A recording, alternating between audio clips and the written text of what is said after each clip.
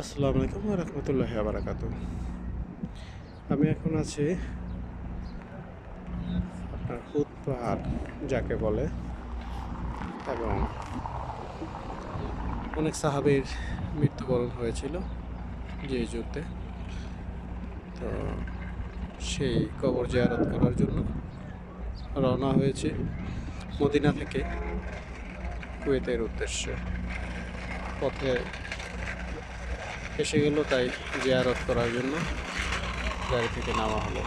একটা জিনিস আপনাদের মাথায় রাখতে হবে, যত বড় যাই হোক, শুধুমাত্র তার কবর বা তার মাজার জিয়ারত করার জন্য আপনার যাওয়াটা ঠিক হবে না, সেটি হবে বেদাত। আপনি কোথাও যাচ্ছেন, রাস্তায় পড়ছেন, তাহলে আপনি তাকে জিয়ারত করবেন, তাতে কোনো সমস্যা নেই। ধন্যবাদ সকল ভাইকে, অবশ্যই কথাগুলো মনে রাখবেন। আসসালামু আলাইকুম ওয়া রাহমাতুল্লাহি ওয়া বারাকাতুহু।